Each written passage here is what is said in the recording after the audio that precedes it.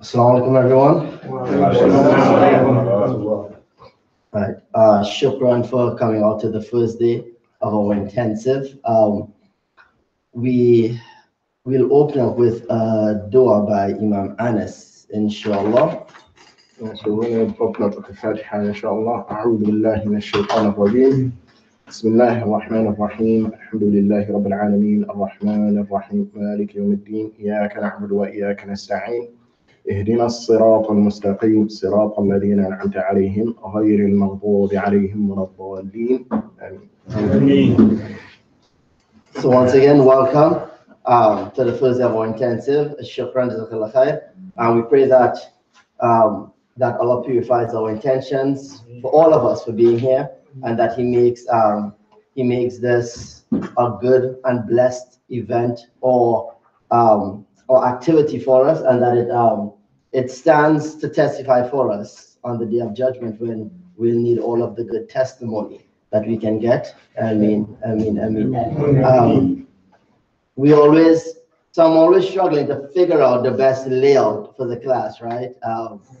Because I don't want to make it seem like we always arrange it in such a way thereby some who, even though they came early, they're in the back and stuff like that. So what I want to say is this: if at any point in time you have any questions, please let us know.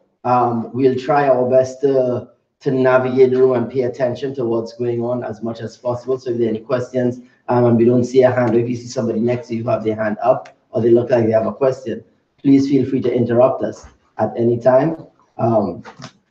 And inshallah, we will get started. So I just want to make sure that everyone has the folder, and inside of that folder, you should see a couple things. You should see the translation from the text Al-Kafi, right, that we're using. That should be on the right side of your folder.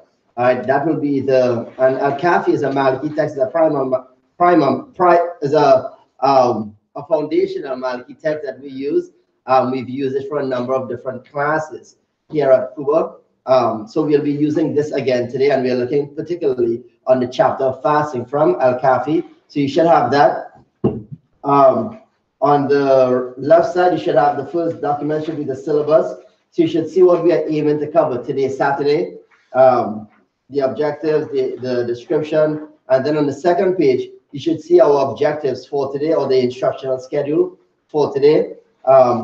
I know we're about 20 minutes or so behind, but we should still cover what we need to cover for today, inshallah. And of course, that depends on the amount of interactivity and questions we get. And we'll manage that as best as we can moving forward. So you'll see that in the morning, we are going to just go over some basic things, right?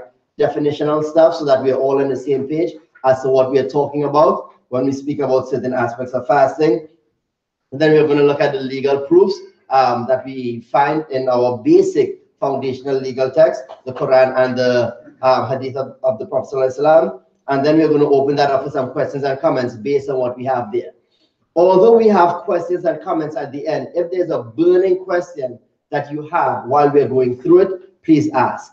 If you feel like your question is more tangential, right? Let's say like your question might take us down a garden path, then I ask you to hold it until the question and answer section, so that way we can get through some of the content and then go down that path that you want us to follow at that time, inshallah. Then we'll take a short break. We'll look at the obligations, things that we shouldn't be doing while we're fasting, and those who are exempted from fasting. And then we'll have lunch, so that will be around 1 or so. We'll break for lunch somewhere around 1,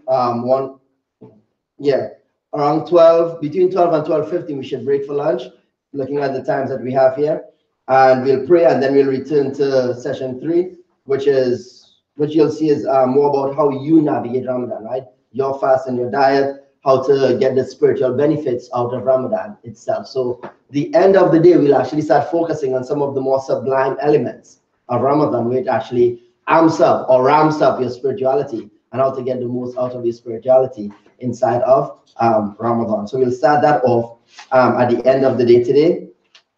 And then you'll see that we have a closing discussion. So we do a lot of that in our sessions. We do a lot of closing discussions. So you'll see that happens somewhere around 2:30, and then we'll take that all the way until the end. So you'll see that the afternoon session is really where we start to focus a lot on our spiritual development inside of Ramadan, which is what the whole purpose of it is for.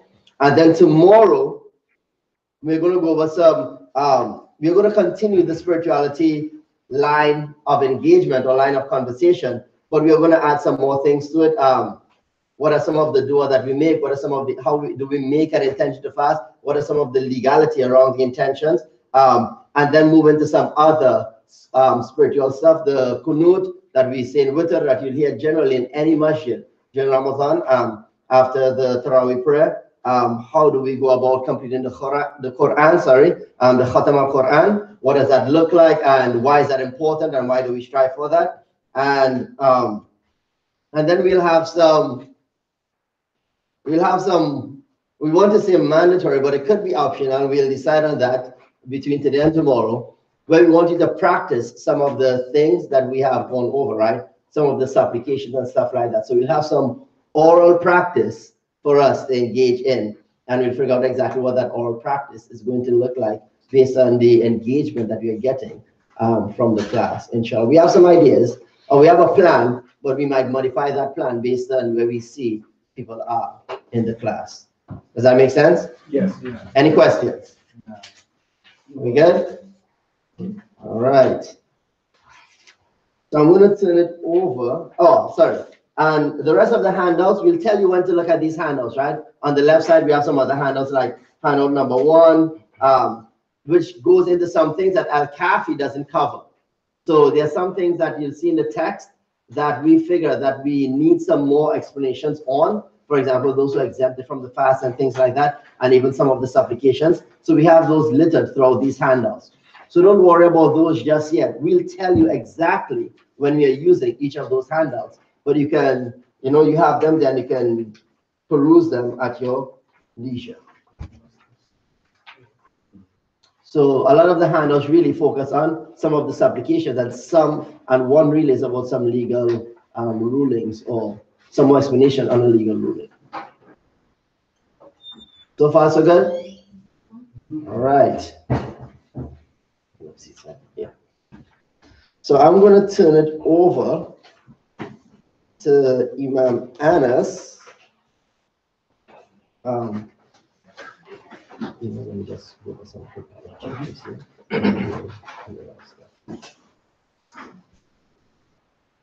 So just before I turn it over to Imam Anas, take a quick look at the learning objectives. I hate reading syllabi for, I don't like to read syllabi for anyone,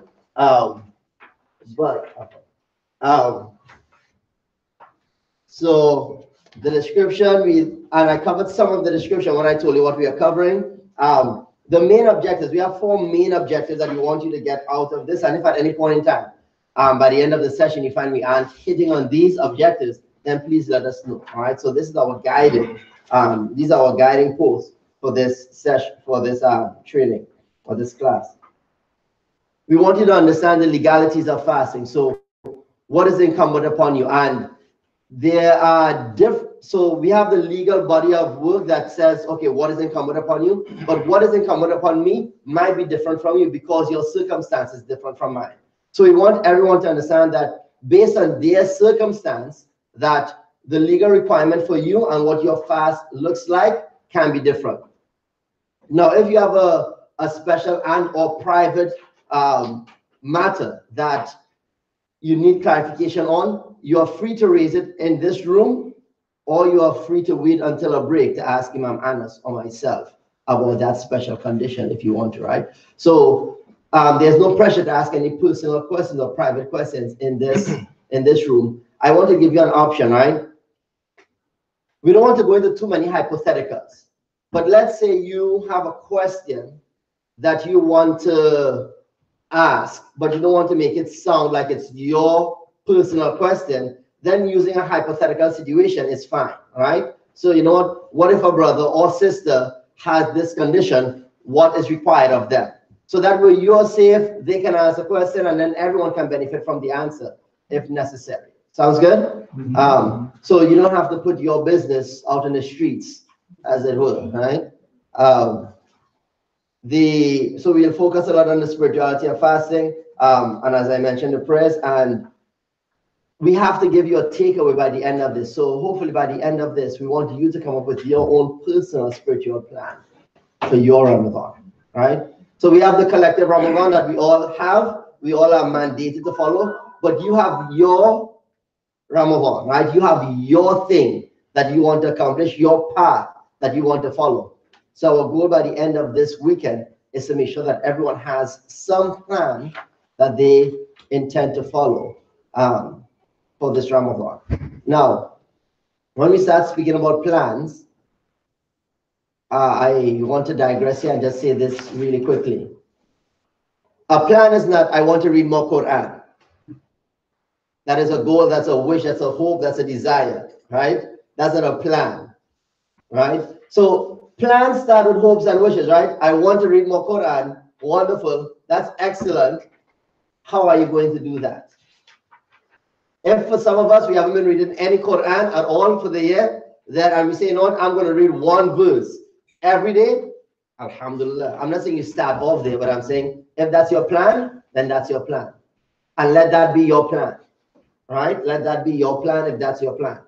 Of course, your goal should be more than that. But if that is what you can muster and what you know you can stick to, we have some chairs up here. If that's what you know you can muster and what you can stick to, then do that. And it's good to start off high. It's good to start off high, right, with good goals, but make sure that they're attainable goals for you. So if you know your brother or sister who works 23 hours a day, and you're like, I'm going to read a juz every day, but you know that is almost impossible for you to do,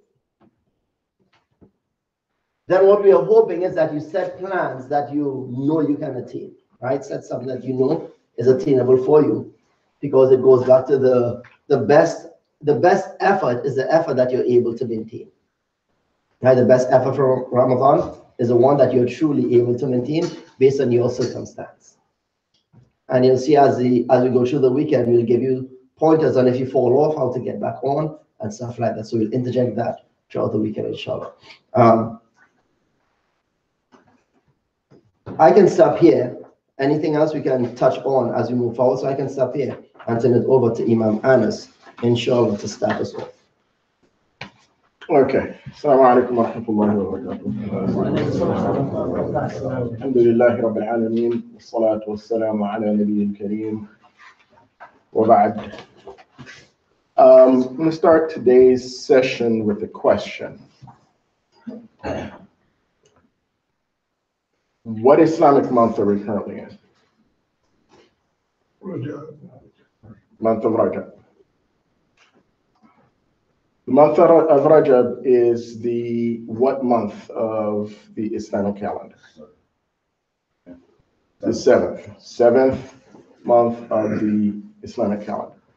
The Islamic calendar is a lunar calendar. It's based on the cycles of the sun. The cycles of the moon. And that cycle lasts approximately 29 or 30 days. The hilal, which is not the new moon cannot be seen. That's when the moon is completely dark. You can't see that. What we are looking for is the beginning of the new cycle. And the beginning of the new cycle, again, signifies the beginning of the next lunar month.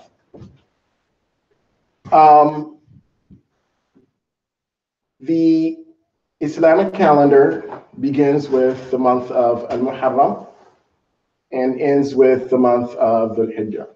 Allah subhanahu wa ta'ala tells us that we are required to fast the month of Ramadan, which is the 9th month.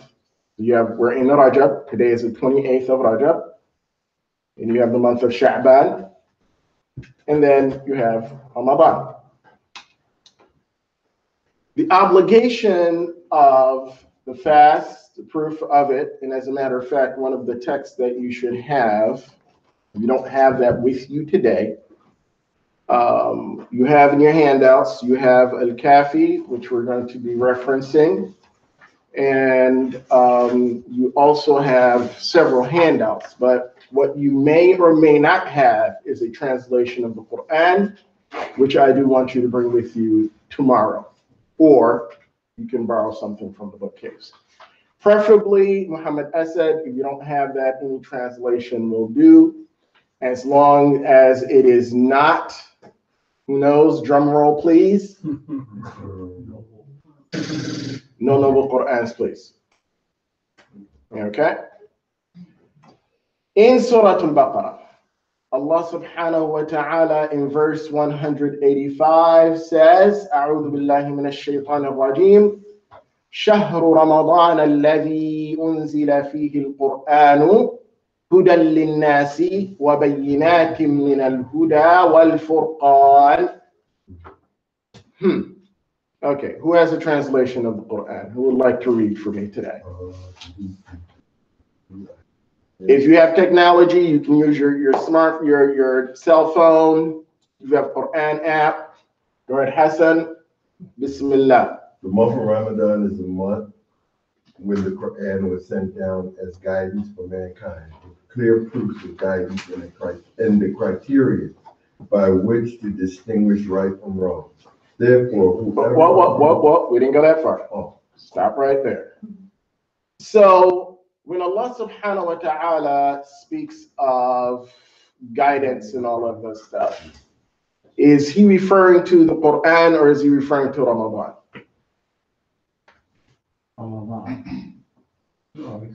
One second. You say Ramadan, you say he's referring to the Quran. He's referring to the Quran and not Ramadan? What makes you think that he's referring to the Quran and not Ramadan? Because, you ask me? Mm-hmm. Because the Quran was revealed to correct all the past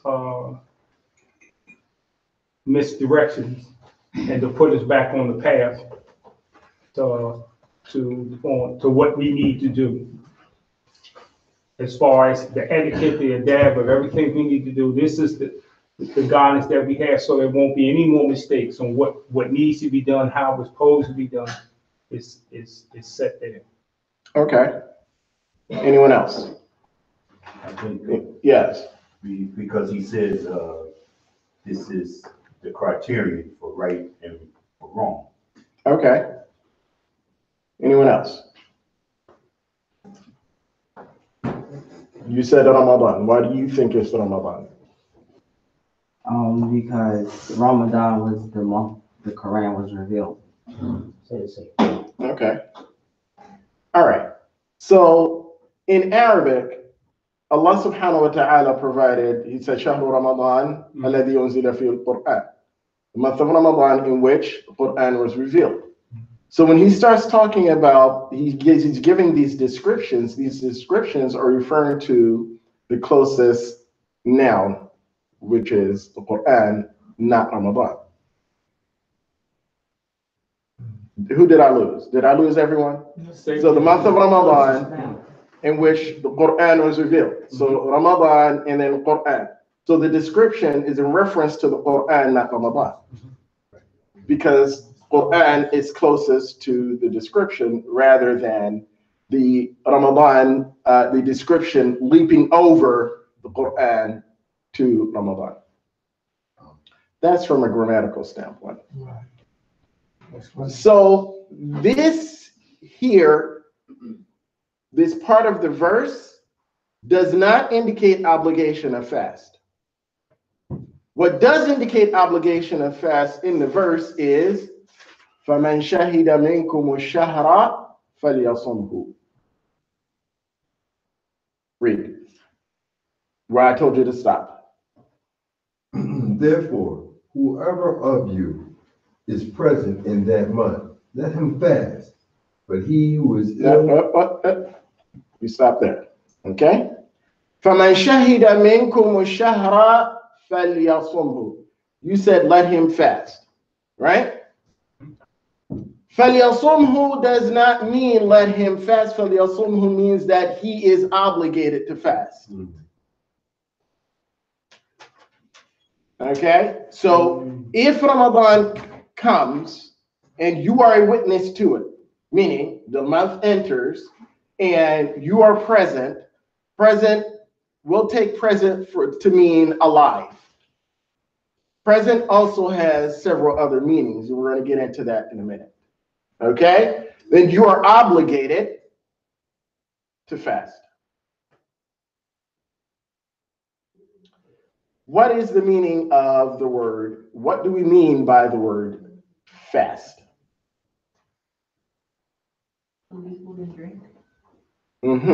What does the word fast mean? Abstain. To abstain. If we go to Surah Maryam, and Surah Maryam is Surah number 19. Surah number 19, verse 26. All right? Wallah subhanahu wa ta'ala says, A'udhu billahi minash shaitanir rajim. فَكُلِي وَاشْرَبِي وَقَرِّي عَيْنًا فَإِمَّا تَرَيِنَّ مِنَ الْبَشَرِ أَحَدًا فَقُولِي إِنِّي نَذَرْتُ لِلرَّحْمَنِ صَوْمًا فَلَنْ أُكَلِّمَ الْيَوْمَ إِنسِيًّا. So the word صَوْمًا is in verse 26. Read verse 26. Eat and drink and rejoice. If you see any human being say, I have vowed a fast of silence to the gracious God, and will not speak with any human being today. Okay.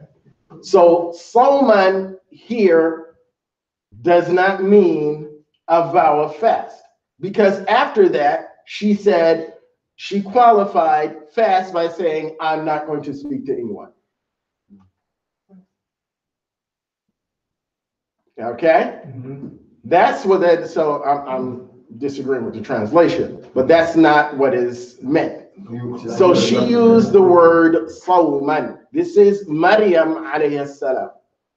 Well, Allah subhanahu wa ta'ala is instructing her. Okay?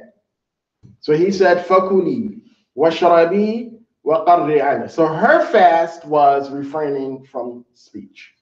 Period.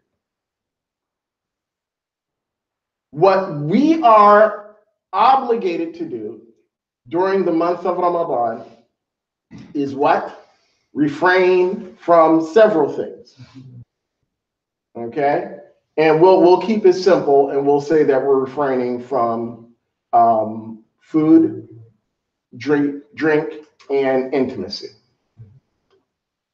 Okay? And there's some other spiritual things that are included, but mainly food, drink, and intimacy. Now, let's go back to the Hilal. The Hilal, or the beginning of the new lunar cycle, which signifies the beginning of Ramadan. All right? That the Hilal must, according to the Sharia, must be seen. It must be sighted. And we're all familiar with the sighting of the moon and the fitna that is associated with that.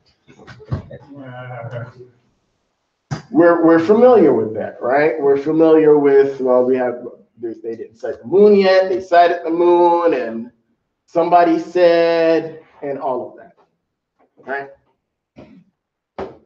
The confirmation of a sighting, and I'm going to say this before we actually get into any fiqh, that it's been a couple of years now that we've adopted the calculation to determine the beginning and the ending of the month. That's our position here at our masjid. So, does everyone understand what we mean when we say that? Sighting of the crescent? No. When we say that we've adopted the calculated approach to starting and ending the month of Ramadan or all the lunar months, do you know what we mean by that? It means that in the past, we used to wait for a confirmed visible sighting from someone or organization here in Philadelphia. We no longer do that. We go with a calculated, predetermined start of the month of Ramadan here at Cuba. And we've been doing that for about 2 years now. That's what we mean. I just want to clarify so that we understand what we mean when we say that. Go ahead. Is it too early to ask what, based on what? We made that decision? Yeah, who is the decision based upon? We're about to get into that now. Okay. mm-hmm. Now, when you ask whose decision is that based upon, what do you mean by that? I know that I think there's a large amount of people that depend on the Saudi, and then there's ISNA, I think. Yeah.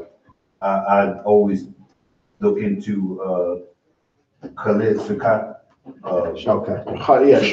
Mm-hmm. And I'm just wondering who, we base it. Well, so the calculation is a valid fiqh position, and that's the position that we've adopted. And actually, ISNA does follow that position. And you mentioned the Saudis, and we're going to get into the business of citing the Hilal. Go ahead. My question is that is there a possibility that even with the calculations, because I follow the calculations as well, but I look for the moon myself. All right.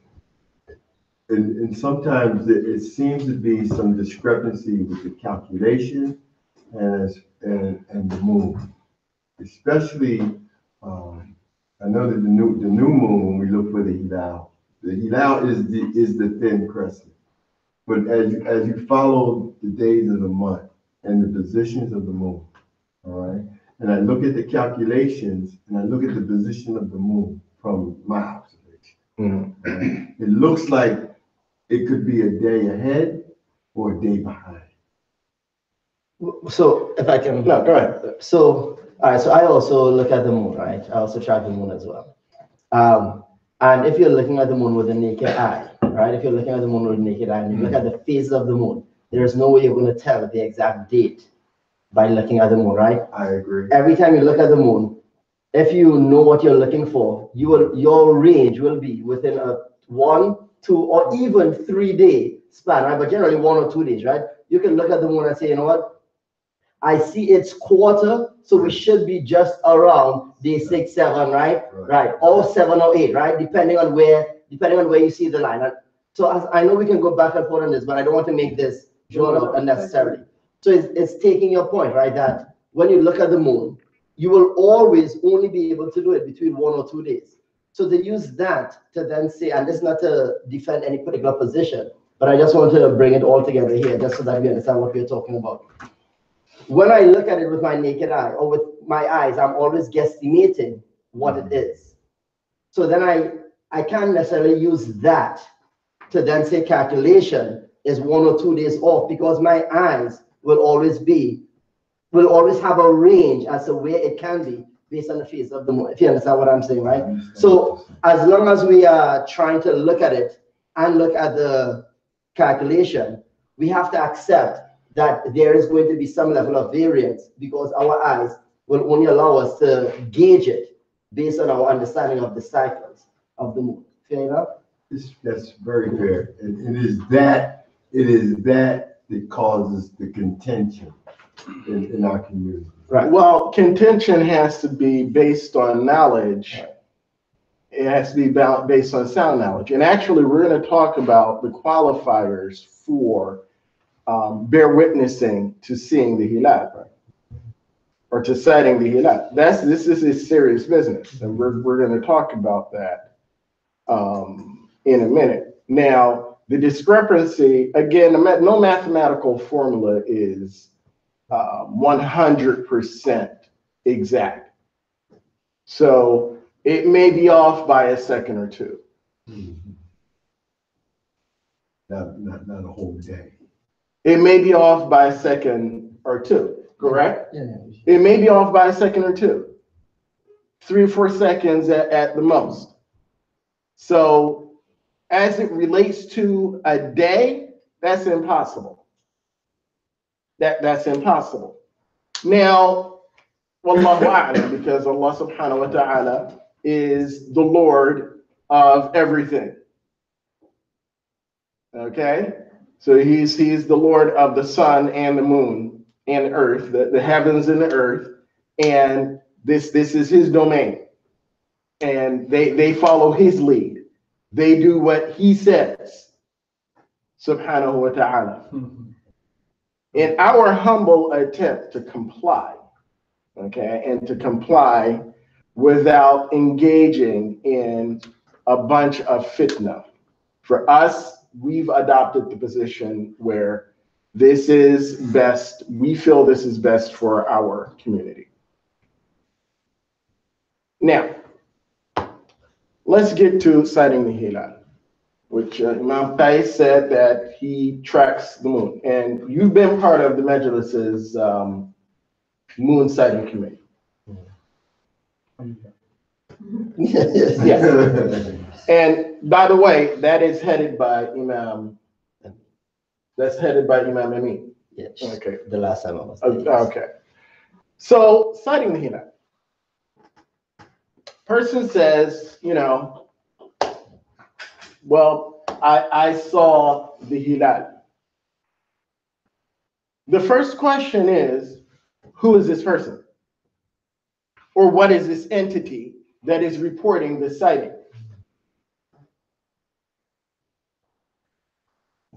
Not everyone qualifies to testify. In a legal case, which when it comes to sighting the hilal, this is illegal because we're talking about Sharia. So this person is now bear witnessing that I saw something. And is this person trustworthy? We'll use the term trustworthy because that's probably the easiest term for us to understand.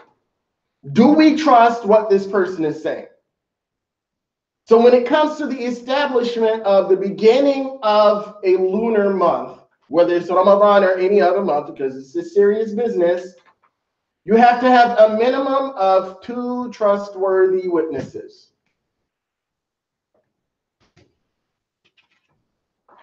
The Messenger sallallahu alayhi wa sallam said in a hadith, this hadith is found in the Muwatta. It's also found in Bukhari and Muslim. This hadith where Imam Malik radiyallahu anhu says that Nafi' said that Abdullah ibn Umar said, and this chain of narration is called the golden chain. Between Imam Malik, Nafi' and Abdullah ibn Umar.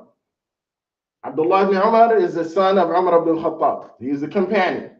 During the lifetime of the Prophet ﷺ, he was a young man. He wasn't a kid. So Abdullah ibn Umar says that he heard the Messenger ﷺ say, "La tasumu, do not fast Ramadan hatta taraw al-hilal, until you see the hilal." The hilal, of course, is the crescent. وَلَا تُفْطِرُوا حَتَّى تَرَوْهُ, and do not break your fast until you see it as well.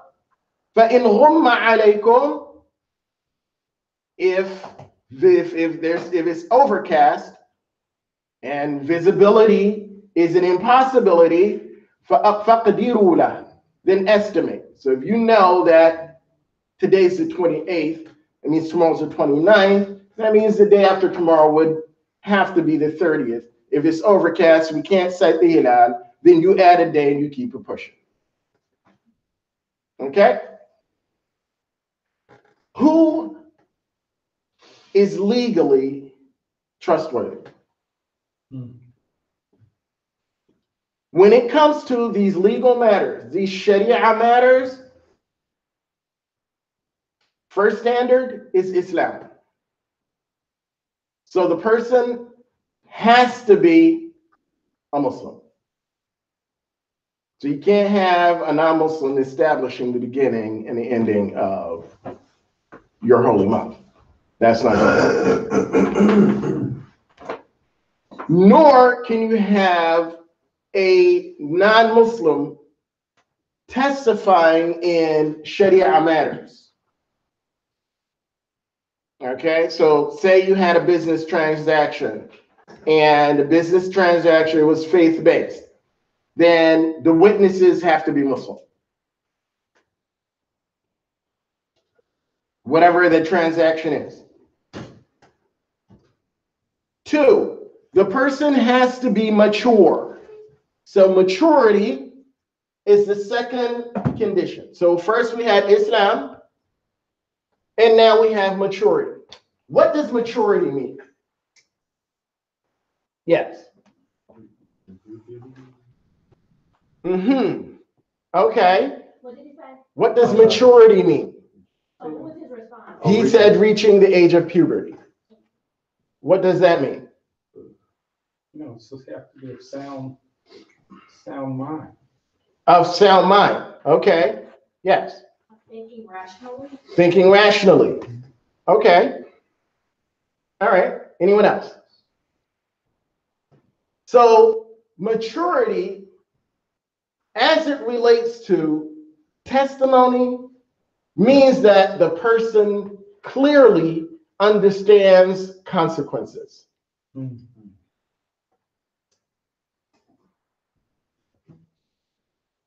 The person understands consequences. Haram, the consequences of indulging in haram. I understand that. I'm not confused about that. A person having the markings or possessing the markings of physical maturity doesn't factor into this. Because the person, you could have a 9-year-old, a 10-year-old, an 11-year-old that has the markings of maturity, but are they mature? Do they understand that if you lie, there's a consequence for that? There's a spiritual consequence to that. Do they understand that? Do they fully understand that? So the person has to be baligh. That's what bulugh means in terms of testimony. That the person understands consequences. They understand bulugh. They understand haram, halal. They understand consequences, punishment, reward. They're clear about that. They can explain that to you.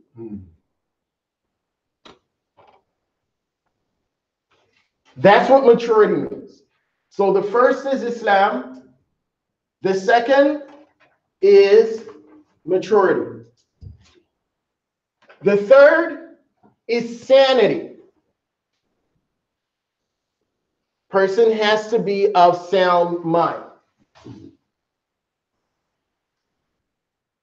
So you cannot have a person that suffers from mental illness bearing testimony.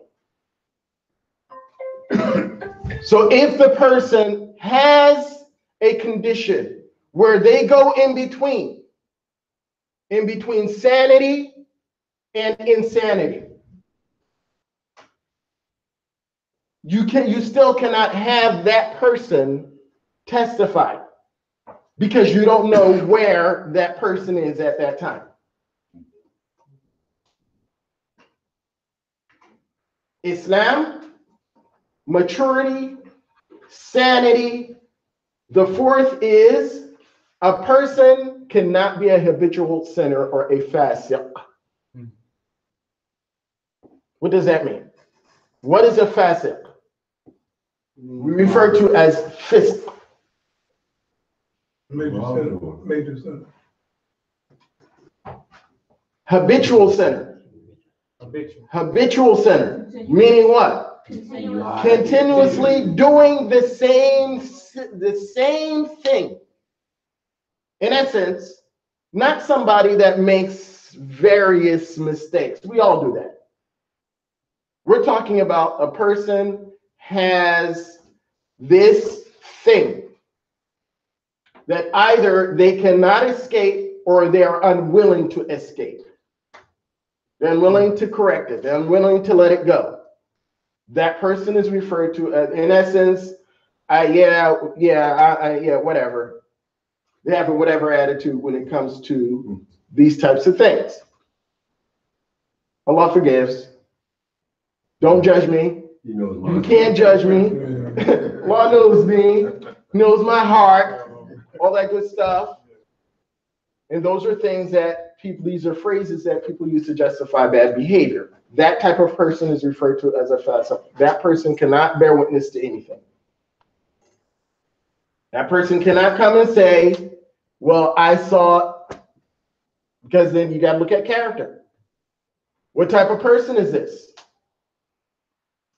Islam, maturity, sanity, and a non-fasiq. The fifth and the last is a person. The person has to be, and I'm going to use the term, morally upright. In essence, the person is known to do the right thing. That's the person's reputation. That Fulan does the right thing. Fulana does the right thing. Those are the 5 conditions of what we call adala, or trustworthiness. Again, Islam, person has to be Muslim. 2, maturity, person has to be baligh. 3, sanity, person has to be sane. So that excludes someone who's in a coma. So Ramadan comes in and the person is in a coma. They can't come and say, yeah, well, I saw the hilal. Or I saw the hilal in a dream. Or something like that. A person who is asleep is not conscious, and therefore that person falls into that category because you're not in control. I was asleep last night when the hilal was sighted. Then you come and say, well, I saw the hilal. Well, but you were asleep. How did you see the hilal? Okay, so adala are those 5 standards. You said adala? Adala, or trustworthiness. So if a person is shaky on even one of these, that person is just automatically disqualified. Automatically disqualified. Which brings us to who's citing the hilal? Who's sanctioning the sighting of the hilal? If it's an individual or a body, right? Is this individual or are these individuals trustworthy, or is this body or entity trustworthy? See, because it's not always just individuals, an individual saying, well, I saw it. Sometimes it's a sanctioned body that says we saw based on the testimony, and you may find this funny, right? But when it comes to the sighting of the hilal, and often when we look to our brothers from the east to handle certain things, we look to them for leadership, all right? In Saudi Arabia, allegedly, they still rely on desert Bedouins to sight the hilal. That's the official position. So someone, let's say Fulan, will come in, he'll go to court and say, because you have to go to court, and testify that you saw the hilal, right? So they allegedly still do that, although we know they don't do that. But that's how it's reported in the media, that you had several individuals that say that they witnessed the hilal. And they'll go to court and they'll testify that they saw the hilal. Now, there's no issue with that, because if you have 12, 15 individuals that have no relation to each other testifying to the very same thing, it's virtually impossible for them to lie. So that even though 1 or 2 or 3 of them may have character issues, because there's no relation, they don't know each other. Say Fulan was from the north and another person was from the east coast, the other person was from the west coast, the other person was from the south, and you have all of these reports coming in. It is impossible for all of these people to agree on a lie. So their testimony is taken as a truth. Now, as it relates to the official position of our brothers is the calculation, although they can't say that publicly. So you have this strong religious institution, you can't say that we rely on the calculation. And that's why often there would be a discrepancy between citing and, and then some other issues as well with regards to dates being shifted back and forth. So some of us recall that. We made a mistake, so let's go back a week and correct the date.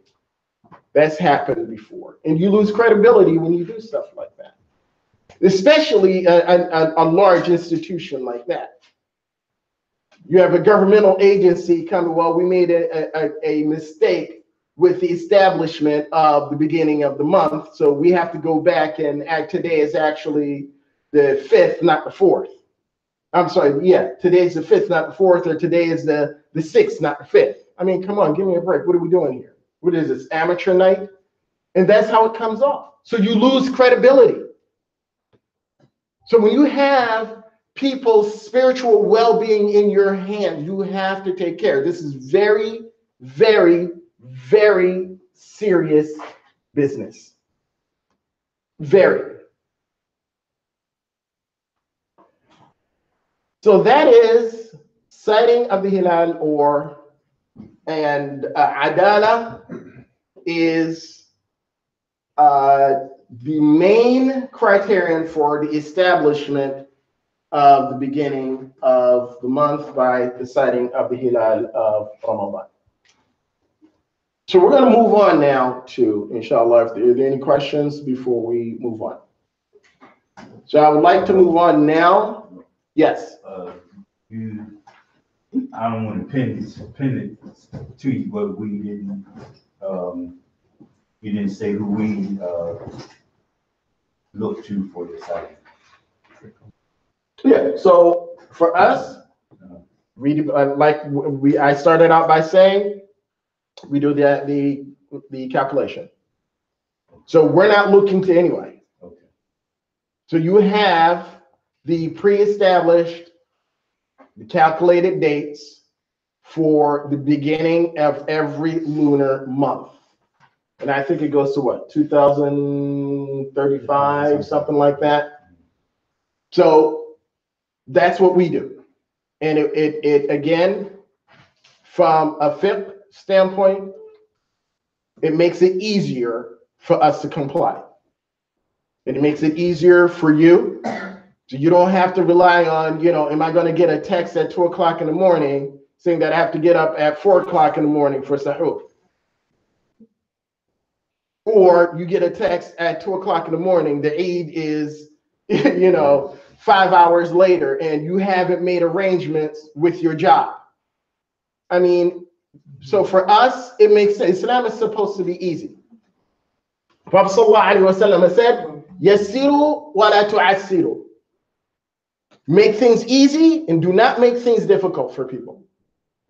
Yassiru wa la tu'assiru. So from the perspective of ease, that's the decision that was made, and it works for us. Where you have a clear date, you already know when Ramadan is going to start. You make your plans, and you know when Ramadan is when Ramadan is going to end. You know when the Eid is, and you make your plans. You plan ahead. You're able to plan ahead, and there's absolutely nothing wrong with that. And it's a valid fiqh position, as I have said. And that is the position that we've adopted. We adopted that position about 2 years ago. And as a matter of fact, prior to that, we had adopted the local sighting, meaning that North American sighting. So that for us was a local sighting, and that's what we went with, and we didn't pay attention to anything that happened somewhere else. So, but this is our position right now. So we're going to move on now to, and actually I would like for us,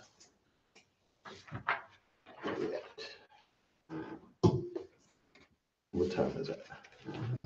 11. Okay. So you think we should take a break now? Yeah, let me see. Where are you seeing that you stop? Where do you think you stop? Yeah, we're here. Yeah, okay, cool. Yeah. All right.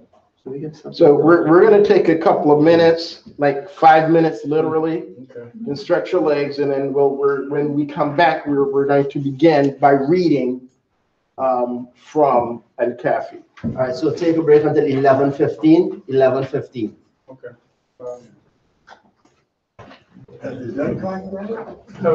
That clock is, yes, it's off by about a minute.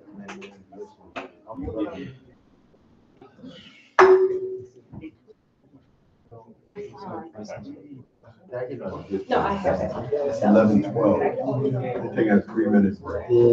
So the book, yes, but it's not in English. So the English translation of that one is what we have to Is do. it not? Okay. Yeah, that's what it's, yeah, yeah, so the European guy was right, so you get that on And these are in the handout. and the subject then have Oh. Everything I was making was coming through. And everything is- Okay, I didn't make that account. Okay, right.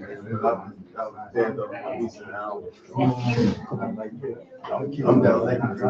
Thank you. Could you- Oh, wow.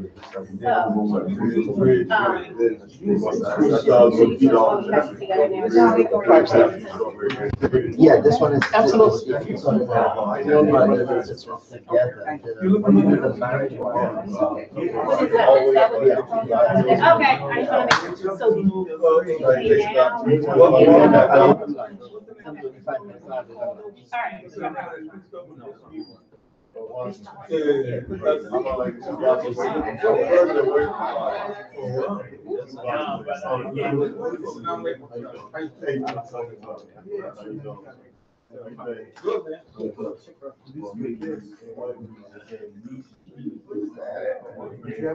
Thank you, I gotta do this knee.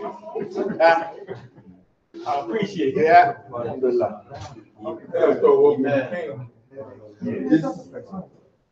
This excludes almost like 80% of our community. Well, it's not for everybody. And as a matter of fact, it's not just restricted to citing the hilal. So let's say you have legal transaction, which is marriage, or a legal transaction, which is divorce.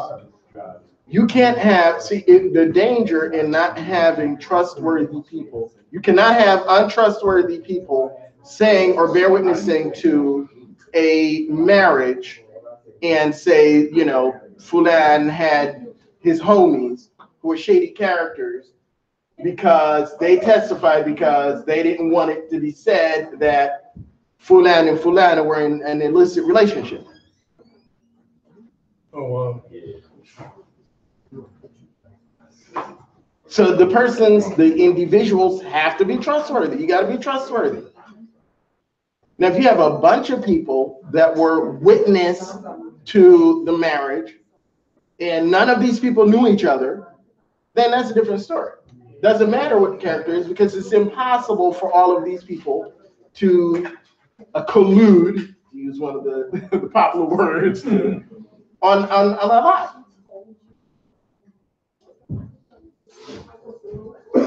So it's marriages, divorces, you know. Well, I don't want, you know, Fulana and Fulana to break up, so I'm going to say that, you know, I didn't hear the person say that, or I don't know anything about them being divorced. This is serious business. These are major spiritual transactions, being marriage and divorce. And trustworthiness, the trustworthiness of the witnesses is key.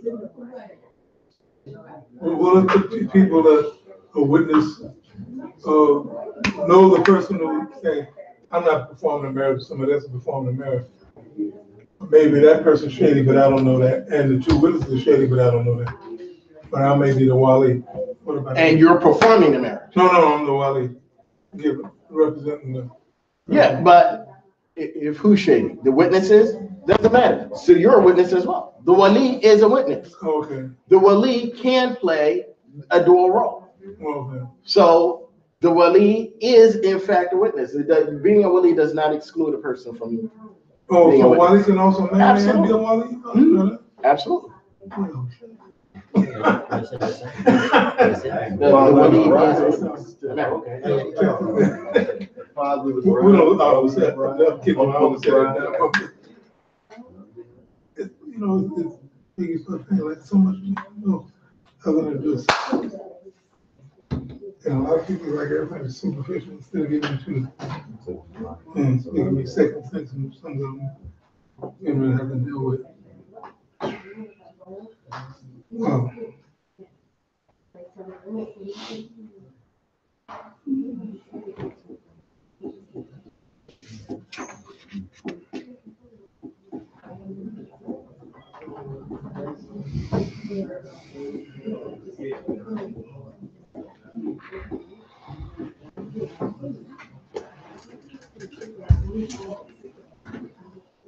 Okay. All right. Oh yeah, we have to stick to the schedule, and I want to. You're gonna start again? We're starting. Assalamu alaikum. I want to.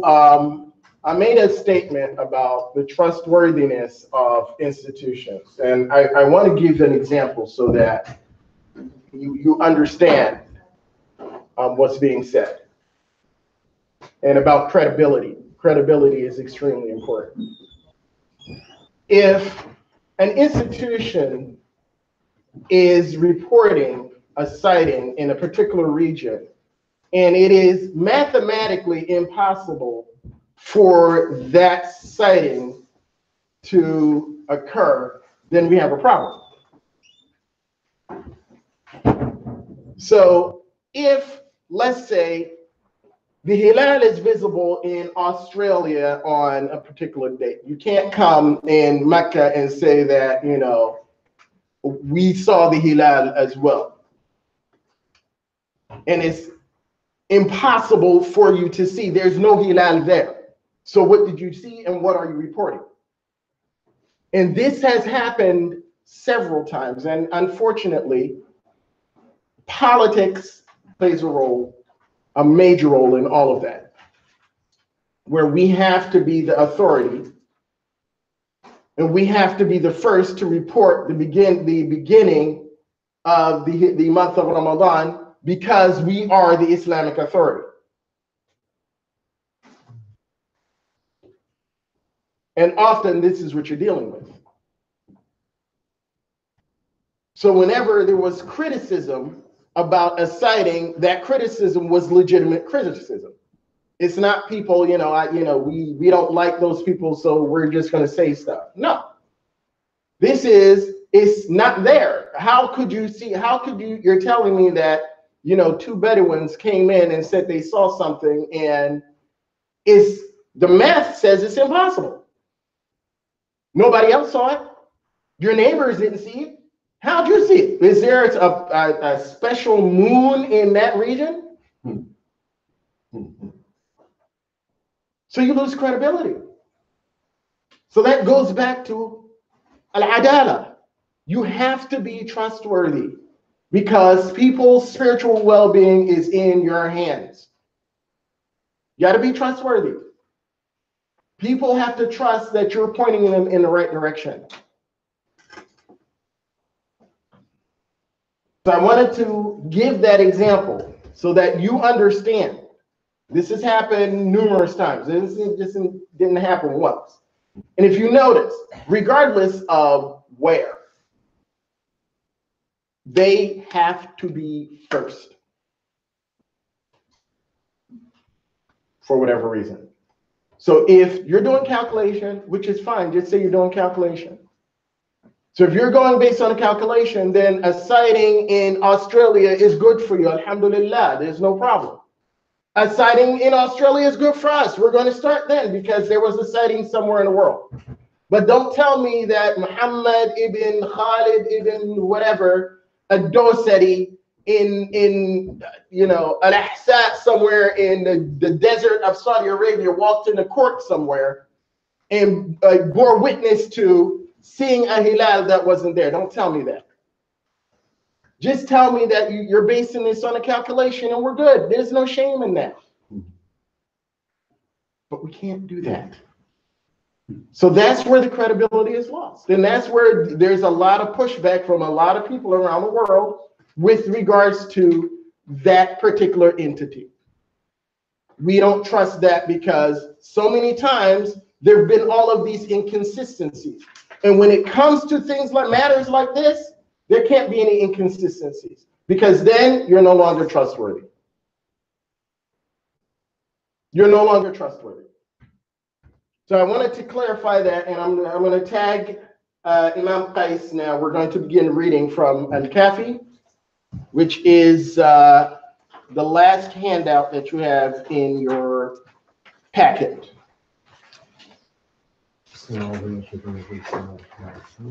All right, so as you know, the way when we do the reading, there are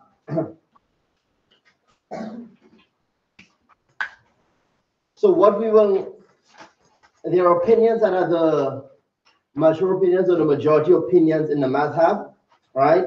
And then there are opinions that are minority opinions in the madhab.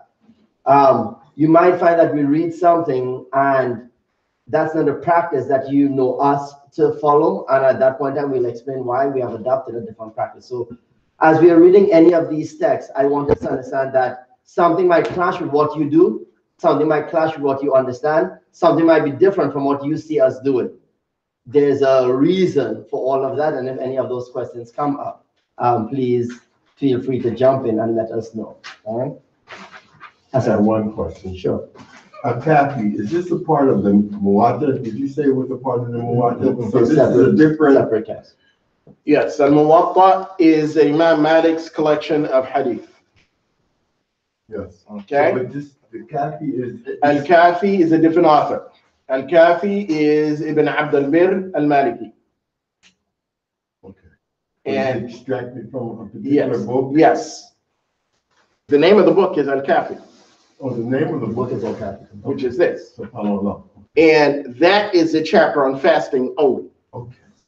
That's not the entire book. That is a chapter on fasting only. And you'd have seen if you took we've used Al-Kafi in the past when we did what did we do the last time?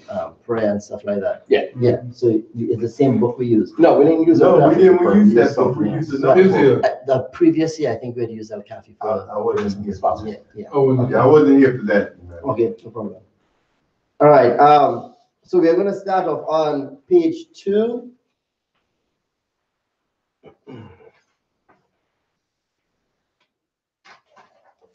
And I'll just go ahead and read. I'll pause at various points to allow for clarification, questions, and for you to let it digest, right? Some of the content is dense, even in the translation. All right. So fasting is obligatory upon every person of age, whether man or woman, free person or slave, providing that they are Muslim and providing that they are not impeded by any type of mental illness, dementia, or schizophrenia. And when we say that it's person of any age, we mean, and we're speaking about women, we mean a woman who has entered a menstrual cycle. So that's what that first section is speaking about, that it's obligatory upon everyone, man or woman, once they have become of age, as long as they are not impeded by any type of mental illness. Are we good? And some of this gets clarified a bit later on. Okay, so I want to jump in here with regards to obligation of fasting. So he mentions here that he starts with a person of age. Who is a person of age? So then we go back to maturity. The type of maturity that's intended here is different from the type of maturity that's intended with regards to trustworthiness. So the type of maturity here is, some say it includes both the person having the physical markings of maturity, meaning for a girl having or establishing the menstrual cycle, and for a boy exhibiting the signs of puberty. So once that occurs, then some say that the obligation is now present. Some include in that what we said earlier with regards to the person understanding consequences. Okay? So it is established in the madhab that the age of maturity, which was given a number, is somewhere between 15 and 18. It's somewhere between 15 and 18. As a matter of fact, according to Imam Malik, the age is 18, not 15. And he shares that opinion with Imam Abu Hanifa, that the age of taklif, we call it taklif, is between 15 and 18. For Abu Hanifa, it's 18. And for the Malikiya, it's between 15 and 18. 15 being the lowest number, which means that you cannot hold anyone accountable for fasting, right, if they are under the age of 15.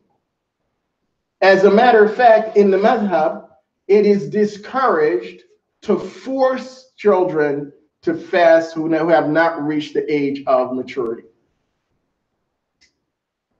Can you repeat that last statement? That is, it's discouraged in the madhab to force children to fast who have not reached the age of maturity. I didn't say encourage, I said force. Because as we know, with salah, we have a directive. And the directive for salah is that we instruct our children to pray at the age of 7. And we enforce prayer at the age of 10. Enforcement means enforcement, means that you have to pray. That does not cross over to fasting. So you cannot and you should not force a 10-year-old to fast. If the kid says, well, I don't want to fast, you can't make them fast. Now, training them to fast, that's something different. And you got to use your parent skills to get them, negotiate the whole fasting business. Yes. I have a granddaughter that's 13. She's started the monthly, but she's not 14 yet. Mm-hmm. So she shouldn't have to. No. Oh. Well, you should encourage her to fast. Okay. There's a difference between encouraging and enforcing. Okay. So enforcing would be, you're not fasting, there's a spiritual consequence for you not doing what you're supposed to be doing. Okay. You can't use that type of language. Mm-hmm. But you can encourage, you can strongly encourage, you cannot enforce. Okay. Okay. I'm sorry. No. So that was the fast. That was person of age. Yeah. All right. So then he mentions a free person or a slave. So that means that fasting is obligatory whether the person is free or if the person is some type of captive, which includes individuals who are incarcerated. So if you are incarcerated, you have to fast. You have to figure it out. Simply because you're incarcerated, let's say the warden says, well, you can't have sahur. Well, you still have to fast. You still have to, the obligation is not lifted simply because you are incarcerated or a prisoner of war. Or whatever your circumstance is where you've lost your freedom, you are still obligated to fast. You want to touch on mental issue? Because he discusses mental issue. No, we're not going to touch on that. Good. Malik radiallahu anh used to consider insanity comparable to unconsciousness and menstruation in terms of being exempted from fasting. And he explains it further. He says, whoever becomes unconscious during the month of Ramadan or is overcome by insanity and then he awakens or recovers, he should make up the fast, but that does not have to make up any prayer. And this was his opinion. So basically, what he's saying here is that if you lose consciousness or you become temporarily insane, right? Whatever the definition of that, whatever that looks like. But basically, you are no longer in your proper mental faculties. And then at some point in time during the month of Ramadan or thereafter you recover, you don't have to make up any prayers that you missed while you were unconscious or while you were in a state of mental instability. But the recommendation here is that you make up the days of fasting. So his opinion, and opinions vary as we read lower down, but his opinion is that he treats it just like the case of menstruation. You make up the fast, but you don't make up any prayers that were missed during that time period. Good? Mm-hmm. Yeah. All right. As for the person who is overcome by states of insanity, meaning that it takes him over and he's consistently bound by it, and then he recovers, but his conditions come over, and from time to time, this person is comparable to the person who's unconscious. So what he means here is that, and you can correct me if I'm wrong with that, this is somebody who he or she goes through moments of mental instability, right? So Imam Malik here looks at it as one prolonged case of mental instability, that is perpetual unconsciousness. So even though this person might have an episode for 2 days, and then for 2 days they're functioning okay, and then they have another 3 days of an episode, and then after that they're okay, and then you have 4 days of an episode, and then for a couple of days they're okay. He looks at that as one continuous case of an episode per se, as one continuous case of mental instability. All right, and the same rule applies. There are no prayer days that need to be made up, or no prayers that need to be made up, but the fasting should be made up for the periods of the instability. Are we clear on that? So you just treat it as one long period, considering that no prayers be made, but you still have to make up your fast that were missed during your periods of instability.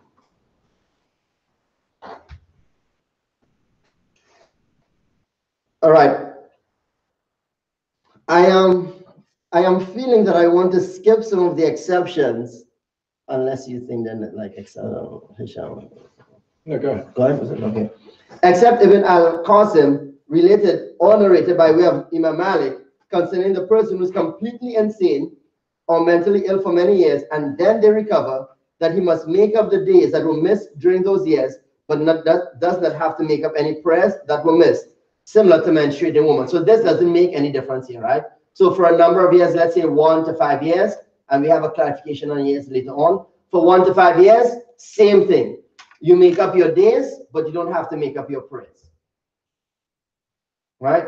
However, Ibn Habib stated this is the case only when the fast was missed for a few years, like 5 or so. However, if the number of years is longer, like 10 or 15, then you do not have to make up your fasting. So let's say this person has experienced mental instability for an extended period of time, 10, 12, 15 years. Then you do not have to go back and make up all of those days of fasting, nor do they have to go back and make up their prayers. They're exempt from whatever came before that. And this is how Ibn Habib interpreted it. This opinion, however, is not the known opinion of Imam Malik, nor did he, Ibn Habib, have the opportunity to investigate it thoroughly, for this type of certainty can only be determined by way of tawqif or authoritative proof. What has been memorized or recorded from Imam Malik concerning the person who becomes insane after they are of age, or they are of age and then become insane, if the month of Ramadan enters while they are still in a state of insanity, then they recover and return to a healthy state, they're obligated to make up their fast. So Imam Malik is saying that if the month of Ramadan comes while they're in a state of insanity and then they recover, whatever they missed during that period, they still have to make up. So he doesn't put. So this is where you have that difference, right? There's no timeline or no time difference for him. You make up whatever came before. For him, whether it's a short period or a long period. And both of these opinions are accepted opinions in the madhab. And so you hear different names being mentioned, right? So the author is Ibn Abd al-Bir, and he's relating these different opinions. And all of these individuals are authorities in the Maliki madhab. And sometimes their opinions may differ from the opinion of an Imam Malik. Okay, so whichever opinion you choose to go with, you're good. I want to make that clear. So sometimes you have, madhab purists who insist on, what's popular in the madhab. An opinion that is based on soundproof is good enough. And all of these opinions are based on soundproof. So whenever you find an opinion in any fiqh book, I don't care what fiqh book it is based on soundproof. So whatever opinion you choose to go with is an opinion. That's a decision, an individual decision that you have a right to make. Okay? Continue. Abdul Malik bin Abdul Aziz stated, if a person becomes of age and they are insane, then they do not have to make up their days. On the other hand, if they become of age and lose their sanity, if Ramadan enters, and they are still insane, but recover during Ramadan, they are obligated to make up the days that they missed. So let's break this down here. So if the person is insane or has mental instability, and while they're in that state, they become of age, right? They become baligh, right? They become mature. Then it's considered to be one continuous stream of non-requirement, that they are not required to pray or fast during that time. Once they recover, then they start praying and fasting as normal. However, if they become of age before Ramadan comes in, and then they experience mental instability, then they still have to make up those days and that fasting. So the first piece of this looks at it as, I am not of age, so I'm not required to fast, nor am I required to pray as yet, right? I'm not of age. When I'm not of age, I also become mentally unstable. And let's say, so I'm not of age, but then I become of age, and then I become mentally unstable at the same time, and then Ramadan comes in, right? I don't have any obligation on me with that Ramadan that came in, because one thing that made me not required, meaning of age, overlapped my mental instability. So both of them occurred at the same time. The one that leaves me last is my mental instability. So now I become liable for whatever comes after that, because it was one continuous strain of me not being liable for anything, right? So there's nothing that came before that made me liable. So I don't have to make up anything. I was never in a state where anything was obligatory upon me. Does that make sense? All right. And you don't have to memorize all of these things, right? But sometimes when you read something, it sounds dense. I may take a couple of minutes to just distill what they're saying. But if you find yourself in a case like this, you have a starting point, but then this is why we're here, right? And everyone won't find themselves in these exceptional cases, right? This is the pure of the group. Continue. Okay. Abu Umar stated, my opinion about this situation is that the insane person is not bound to any obligatory worship until they recover, the way a child is not bound to any obligatory matter until they become of age, as has been indicated by the Messenger of Allah sallallahu alaihi wasallam. Therefore, this is not incumbent. There is no incumbent fast of either of them during the month of Ramadan in this type of condition until they recover or become of age. This is the opinion of most of the narrators. Fasting, prayer, and other forms of compulsory worship are not binding on a person unless they are of age. The definition of being of age, according to Malik. 1 second. Go ahead. Okay. So this is based on a hadith where the Prophet ﷺ said, رُفِعَ الْقَلَمُ عَنْ ثَلَثٍ, that accountability is lifted from 3 people. And those 3 people are a child until they become of age, someone who is asleep until they awake, and a person that is insane until they regain their faculty. So those 3 individuals are not accountable. So in essence, you cannot charge someone with accountability that Allah subhanahu wa ta'ala has not charged them with. In essence, you can't say that a child has to make up salah before he was pubescent, or before he was mature. Nor can you say that a person who was unconscious, rather not sleep, it's unconsciousness, unconscious, charge them with something that occurred that they were supposedly responsible for during their unconsciousness. Nor can you charge someone who was insane, not in complete control of their faculties during their insanity. Because Allah said, the Prophet ﷺ said, رُفِعَ الْقَلَمُ عَنْ ثَلَاثٍ, that those three types of individuals are not accountable.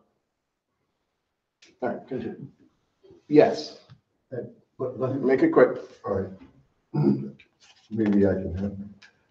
Going back to the person that's Abdallah. All right. So the person who was insane at one time, and he regains his sanity. Now, can he become a viable witness? I'm just trying. He has to sustain his sanity in order for him to be. Okay. Yes, he has to reestablish his trustworthiness. Yeah. So he can't be, So if the person has demonstrated that he's no longer afflicted by whatever Allah subhanahu wa ta'ala afflicted him with. He's no longer afflicted with that, right? And he's demonstrated that for a prolonged amount of time. Then that person can, absolutely. But if, he's good for a month, he's good for 2 months, he's good for a year, right, and then he has another episode, and that person is not credible. Right. If he continues going in and out, then right. Because you still have that pattern of I'm saying I'm not. Right. Yeah. Okay. So now we're going to add on to some things. Now we're going to add some stuff to the definition of maturity. The definition or determination of being of age, according to Malik, is experiencing nightly emissions for men, so wet dreams for men, or hair sprouting in the pubic area, or that an amount of time has elapsed where it can be ascertained that the person must be of age. So we either see the physical attributes of maturity or the age that was mentioned earlier on, 15 being the minimum, 18 being the maximum, right? So if by the age of 18, and of course in different texts, you may see certain things are different, but if by the age of 18, they have not expressed, right? You don't see any pubic hair growing, or they haven't had a wet dream. All of these things become obligatory upon them at the age of 18. They cannot go beyond that age, according to the madhab of Imam Malik. And that's lunar. Huh? Lunar years. What do you mean lunar years? Lunar or solar, doesn't matter. That doesn't matter here. Okay. That doesn't matter here. This is their age in terms of their chronological age. Okay. So that means irregardless of whether or not they have reached, they had no hair. At 18, they haven't had a wet dream. It doesn't matter. If they're 18 years old, they're obligatory. It's obligatory upon them to fast, to pray, to everything that becomes obligatory upon somebody who is of age. The definition of being of age for a woman is having a menstrual cycle, or experiencing wet dreams as well, or pregnancy, or that an amount of time has elapsed where it can be ascertained that she's of age. And this is the same age that we spoke of earlier on. It has been narrated by way of Imam Malik that the hudud, punitive legal actions, are not carried out unless there is sprouting, if the man or woman have not had sexual emissions, or if the woman has the menses, or they reach an age where it can be determined that they must be of age. At that point, a punitive legal judgment can be carried out if the person commits an act that requires a punitive penalty. What does this mean? Goes back to something that was said earlier on. You cannot exact the hudud or any sort of legal punishment on someone who is not of age and who hasn't met the definition of being of age. So is that clear for everyone? Are we good? And the hudud are the legal fixed punishments. Does everyone understand what that means? Okay. So we get go ahead. No, you can. Okay, so if you want to give an example. So an example of a had or a legally fixed punishment would be if a person commits murder, for example, then the fixed punishment or the had for that is execution. if a person steals, and their criterion for, you know, that it's not just if a person steals an apple and we're going to chop off a hand. That's not how that works. And I know sometimes that's the perception with regards to Muslims and Islam. Islam isn't trivial like that. But that's a legal punishment. It's a fixed punishment, which is referred to as a had.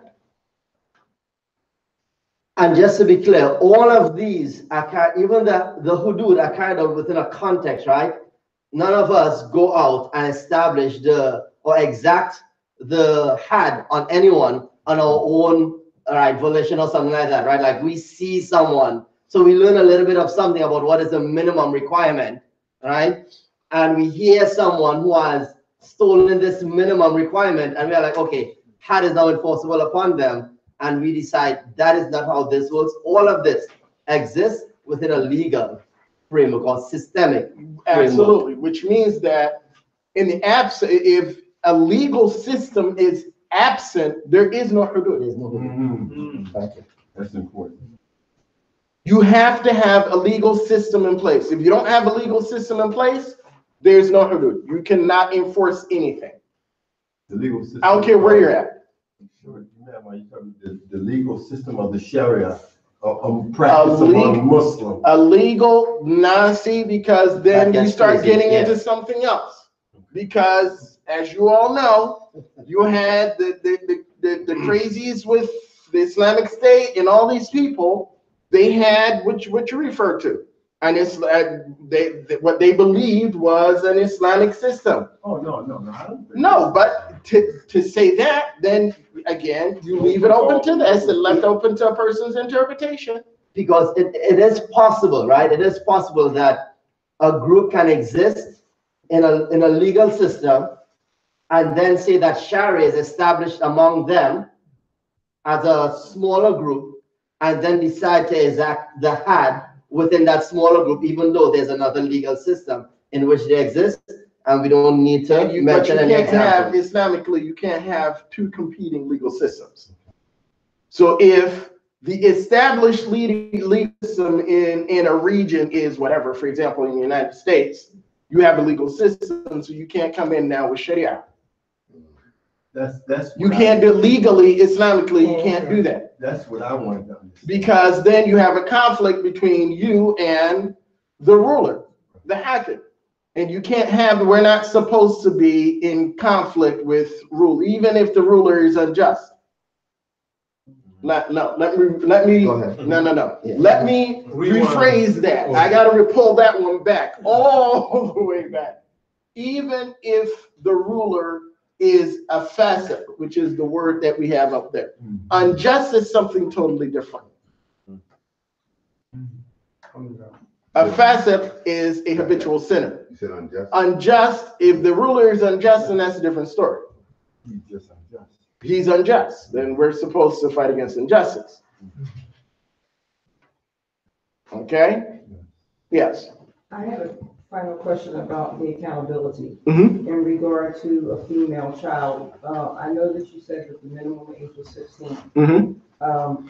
So if you have a female child who starts her menses, say at 10 or 11, Mm-hmm. So how does that child fall as far as accountability? Are they still accountable? So that goes back to what I said earlier with regards to the biological, which is the establishment of a cycle, and combining that with the maturity, understanding consequences. So you combine those two. That's where we get to the 15 number. So on average, a 15-year-old understands the difference between right and wrong. You know, reward and punishment. That's commonly understood by youth that fall in the age between 15 and some younger than that. But again, in the Sharia, the average is somewhere around 15. Well, you know, I start coming to terms with, I can do this, I can't do that, I know I'm not supposed to do that. Okay, so a 15-year-old, a 13-year-old, you can't hold them accountable for fasting. For salah is different. There's a separate rule for salah. The rule for salah is you encourage at 7 and you enforce at 10. So if you have an 11 or a 12-year-old that says, well, you know what, I'm not praying, then that child, and I'm going to use, should be reminded, okay, because you don't want DHS in the mix. So they should be reminded that, listen, if you don't pray, this is a consequence. These are the spiritual consequences.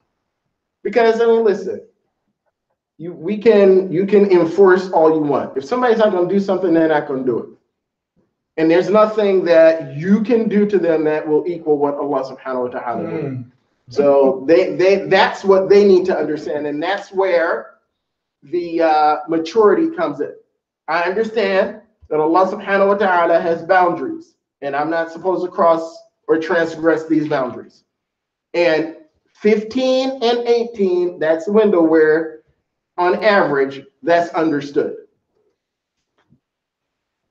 Okay. And I hope that answered your question. So you're enforcing the prayer immediately upon the onset of the menses, but you're not enforcing the fasting. You're encouraging the fasting. You're encouraging the fasting, yes. Okay. You can strongly encourage the fast. That this is established. This is what we do in our home, blah, blah, blah. I mean, you know, the parental skills. I mean, parents, they know how to get their kids to do what they want them to do. You know, the reward system. If you do this, we've done this before. If you fast today, you'll get this, and and they're sold on it, and they buy into it. But you want to get them in the habit. Sharia does not say you can't get them in a habit. Sharia says you can't force them because they're not legally liable until they reach that age. 15. 15 being the minimum. 15 is the minimum. 15 is the minimum. 18 is the maximum. And I just want to go back to, and this more comes to parenting, right? And how we deal with. So let's say we encourage our children to fast. And we know that from a religious standpoint, we can't force them to fast. But let's say they don't fast, and then we treat them as though, we don't tell them that they have done something wrong, but we treat them as though they have done something wrong. We are still we'll still be in violation in that case there, because although we're not saying, hey, Islamically you've done something wrong, we treat them as though they have done something wrong, and that is problematic. Because if it's not compulsory upon them, and if there's no punishment for them not doing it, we cannot treat it as though that they have violated something by not doing it. Are we clear? Right? And this becomes important, because you may say, okay, I'm not telling them that they have sinned, but go to bed early, right? Nothing, and we start punishing them, quote unquote, for something that they should not be punished for in any shape or form. So I just wanted to bring that up there for us as we think about how we parent and stuff like that, inshallah. Asbag bin al-Faraj stated that Ibn al-Qasim said to me, I heard Malik say, our practice is based on the hadith of Umar bin al-Khattab. If razors were used on him, then I would have performed the legal punitive action on him. So this goes back to when it becomes permissible to exact the had or the hudud on someone. Asbag stated, Ibn al-Qasim said to me, it is my preference that the legal punishment or the had is not performed unless there is sprouting, meaning hair growth, and the person is of age. Asbag also stated, what we ascribe to is that the definition of age that makes specific actions obligatory is 15 years of age. This is preferable to me and the best position because he is able to contribute to warfare. He's able to fight if he goes to war. And then he is referenced in the hadith of bin Umar. He was 15 years old on the day of the Battle of the Ditch and was granted permission to participate, and he was not granted permission to participate on the day of Uhud because he was 14 years old.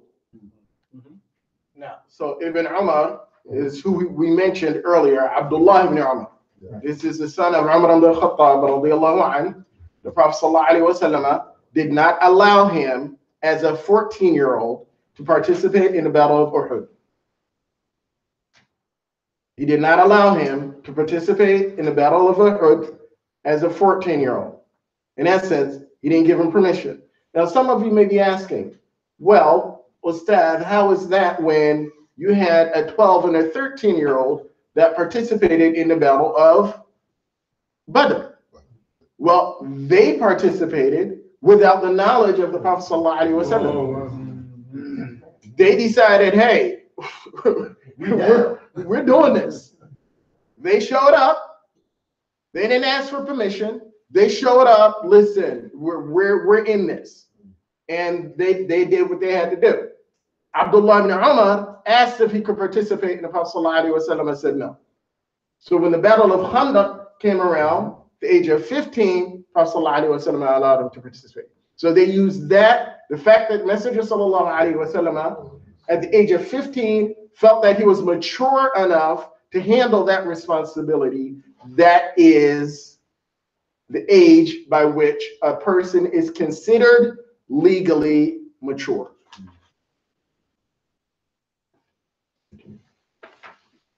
All right. So Abu Umar said this ruling is concerning the person who, so the ruling of the years, right, 14 or 15, or the 15 years old, is concerning the person who knows their birth date. As for the person who does not know their date of birth, and it is not evident that he or she is of age, or they deny it, the position in this case is what has been related, or what has been ascribed to Nafi by way of Aslam, by way of Umar ibn al-Khattab, radiallahu anhu, in which he reports that he wrote to the heads of the provisions, do not impose the jizya or land tax except upon those that the razor has touched, meaning that they are of age. Uthman stated concerning a young man who was accused of stealing, look into it. If he has a green bottom wrap, then cut him, meaning perform the had. Atiyah al-Quradi stated that the Messenger of Allah ﷺ exposed the tribe of Qurayza. Every member of age was put to death by the verdict of Sa'd ibn Mu'adh, and whoever was not of age was left alive. Atiyah stated, stop. Go ahead. Okay, so I want you to go back to the green thing. Yeah. Okay. I don't know if we understood that analogy. No. Okay. So he's referring to sprouting. In essence, if the boy has established or he has grown pubic hair, that's what he's referring to. So he's using ikhdarra, meaning that you have grass growing. Okay. Got it? That's what's meant. The other thing that I want to clarify for you is you're hearing Ibn Umar and then you're hearing Abu Umar. Yeah. They're not the same individuals. Ibn Umar is Abdullah ibn Umar, the companion. Abu Umar is a tabi'i. I'm sorry, a tabi'in. Okay? And he's one of the students of Imam Malik. Continue.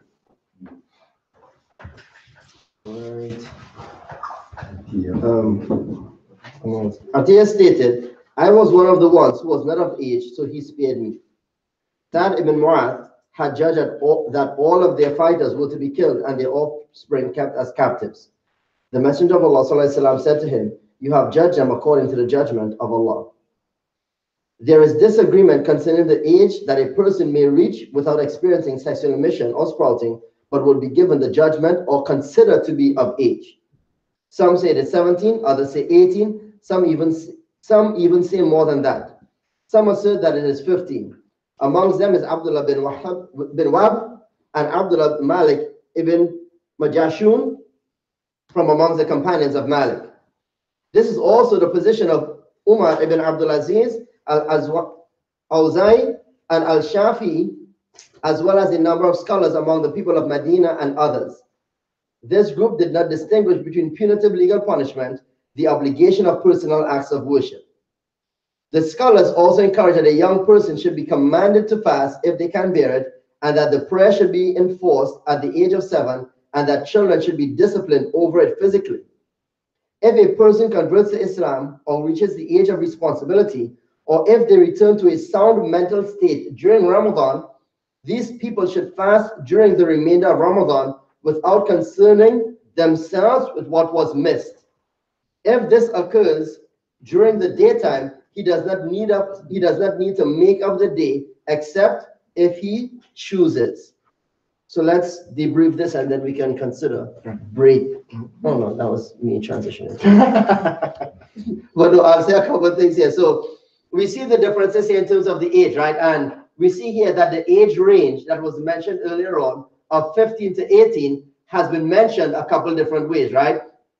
So if you read something and you see something above the age of 18, you know that there's an opinion for that because we are reading that here very clearly. That some will say it goes even beyond the age of 18. But this here further establishes that 15 to 18 range that is accepted as the majority of, as the standard opinion or the accepted opinion in the madhab of Imam Malik. Are we good with that? All right.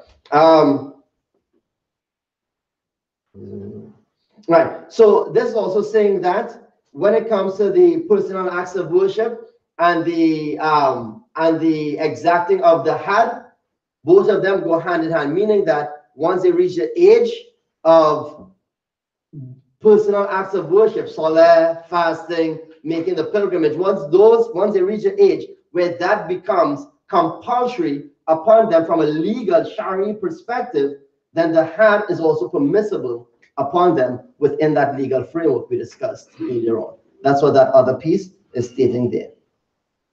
And we already discussed the prayer and the encouragement / being pushed to pray or forced to pray by the parent. And yeah, am I missing anything in this section? Oh, the last piece here where it ends, if any of them, whether they are they convert to Islam during the day, so let's say Ramadan is upon them, right? And somebody becomes Muslim in the middle of Ramadan. The previous days in Ramadan are not compulsory upon them. They just begin to fast from the day that they become Muslim. Okay, so in a case like that, a person, let's say the person took their Shahada at 9 a.m., right? So what is that person's obligation now? That person's obligation now is to refrain from eating and drinking until iftar. Okay? So even though they didn't have sahur, they're still not supposed to eat during the day, and that day does not count as a full day of fast. Doesn't count as a full day of fast. But still the obligation is there. So if they violate that, they have to make up that day. Full day. The full day. Absolutely. But if they don't violate it, they don't have to make it up. No, they don't. If they don't violate it, that's not the day that they have to make it up because they were not in the state of Islam. And we're going to talk about Islam and how it relates to fasting because that's an important topic. That's something that we absolutely have to talk about. Yes. Also with, it said that they return to a sound mental state of Ramadan, so that's like if they were not in a state of sanity and they come back in a sustained state of sanity during the daytime, they still behave as if they are fasting, but they don't make that. They don't make that day, exactly. They're not obligated to make that day up. Right, but they observe the sanctity of the fast for the rest of the day, yes. I just missed. No problem. So let's say somebody, so we discussed earlier on somebody in a state of mental instability, right? So let's say somewhere around the middle of the day, we'll use the same 9 a.m., right? Okay. 9 a.m., they are back to their normal functioning self. They observe the sanctity of the fast until Maghrib, but they don't have to make up that day after Ramadan is over. Okay. Unless they break it. And that when, if they break it, then there's a whole other set of rules that they have to follow. I wanted to ask the question as an extension of the responsibility for the day's fast.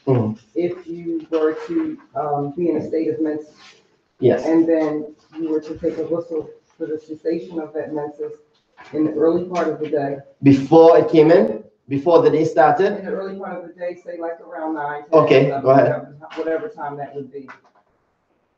Would it be that you would be responsible for fasting from that point until Maghrib, or would you begin fasting on the next day? Or would you have to make that day up if you did not fast from that point to the end of the day? Okay, so if Simple answer. Simple answer. If you realize that your cycle ended before Fajr. Right. So I if it, understand that, I'm clear on that. okay. So if you realize that it ended after Fajr, then that day you're not responsible for. You're not responsible for that day. However, you still observe the sanctity of the month by not eating or drinking during the day. Okay. Thank you. Good answer. So that's not a day that has to be made up. Yes. Observing the sanctity of the day, is that something that the individual is responsible for privately or just, out in public? Because I've seen during the month of Ramadan that people, I'm people, sisters, relatives, cousins, who can't fast. However, observing the sanctity of the day means that you still don't do those kind of things in the open, correct? Correct. Is that? Absolutely. That is absolutely correct. That it is prohibited for you to violate the sanctity of the fast by eating publicly, even if you're not fasting. So fulan or fulana, I can't fast, right? For whatever reason, we haven't even gotten to that. All right? If you can't fast and you're allowed to eat, do that privately. Nobody should see you in any public space, with a latte, a burger, a hoagie, and you're going in. That's inappropriate because that's a demonstration. That's a physical demonstration of disregard for the month of Ramadan. Like, I don't respect that. That addresses spiritual aspirations, correct? Yes. So people that do that generally don't understand that they're not supposed to do that. They either don't understand or they're misguided. Because usually people, when they know the severity of what they're doing, they're not going to do that. But simply because I'm not fasting, nobody should see you walking down the street with, or sitting at a food court somewhere. You can't do that. You can find a private space where you can have your meal because you're allowed to eat. Whether you have the look of a Muslim or not, because that prohibition is not only on Muslims. The obligation of fast is not only on Muslims, it's on non-Muslims as well. It's on the obligation of the fast is not only for Muslims, it's on non-Muslims. That's going to be clarified. I'm going to leave you with that one.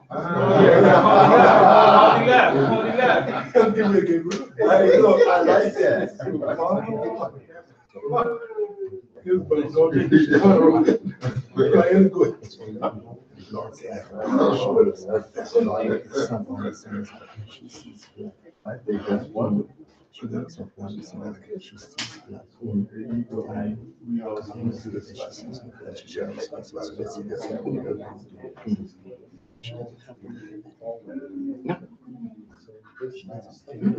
the day in a state of impurity. She started the day in the day of. Oh, no, she doesn't.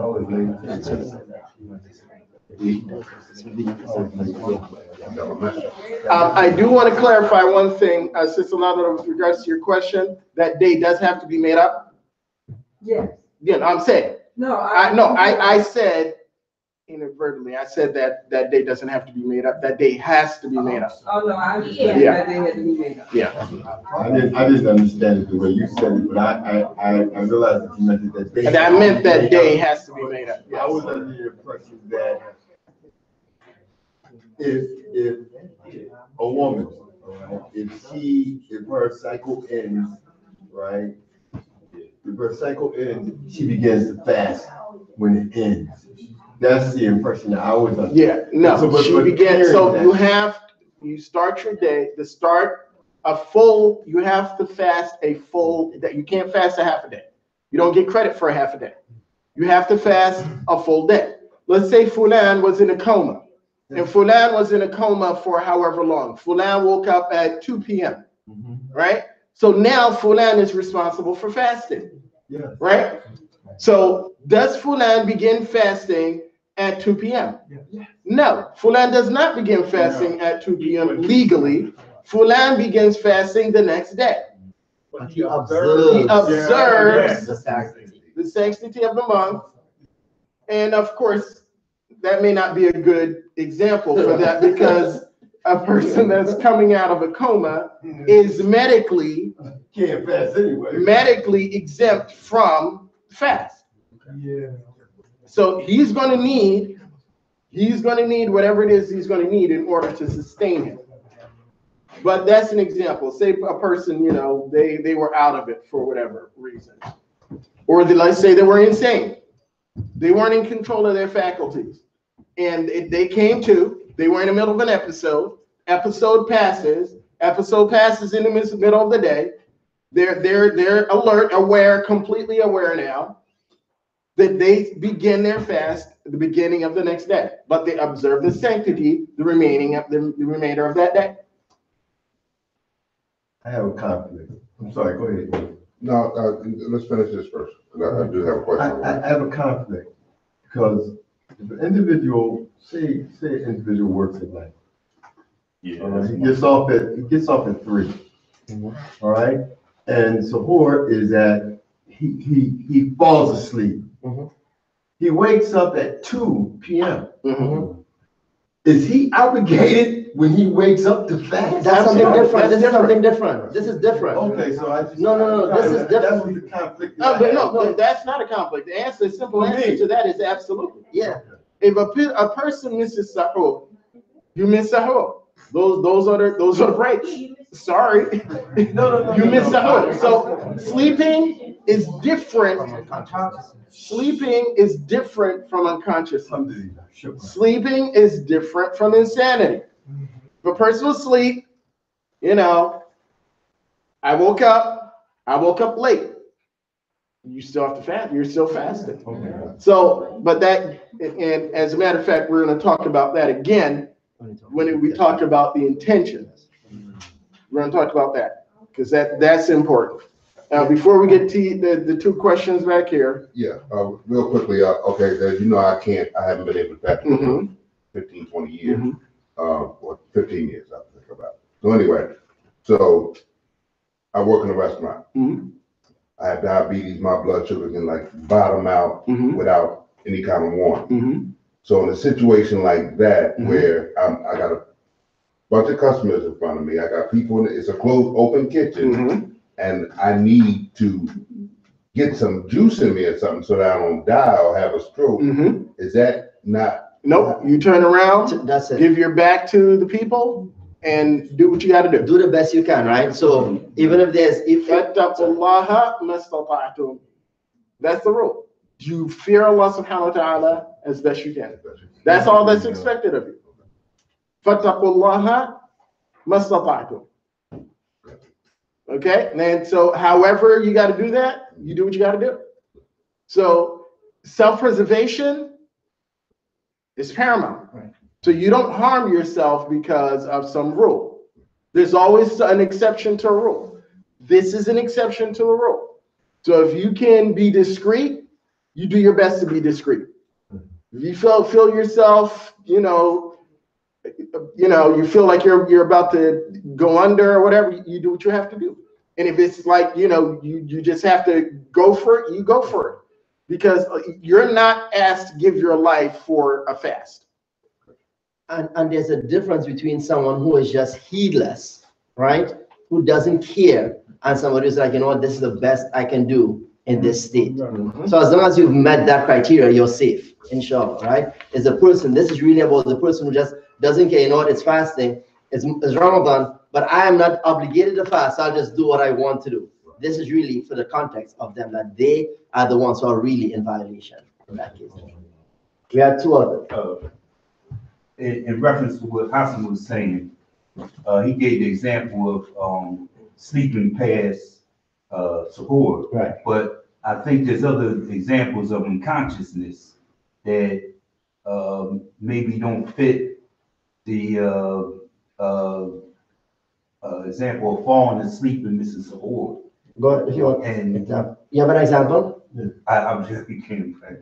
Okay, sorry. Go ahead. But I think that's what you're saying. It's like, you know, the consciousness that maybe you passed out in the morning or something. Well, then that falls into the state of unconsciousness, right? So Right. So let's take sleep exactly as what it is, right? Right. Sleep is I was tired, I went to bed, I'm sleeping. Anything other than that, we can put it into the state of unconsciousness unless we know it is sleep, right? But if it's anything that is other than that, is something that is medical, or we can have a medical term for it, even if we don't have it now, or it's something that can be diagnosed or something that can be identified, then we put it into that other stage of this is unconsciousness. Somebody gets out of it, however they get out of it, whether it be medication or something that just happens naturally or normally, right? Then they just observe the rest of the day for the sanctity of the fast, and then they pick up fasting the next day, as long as they are able to fast, meaning they are no longer in a state of mental instability, they have the energy to fast, they're not fall into the category of those who are sick.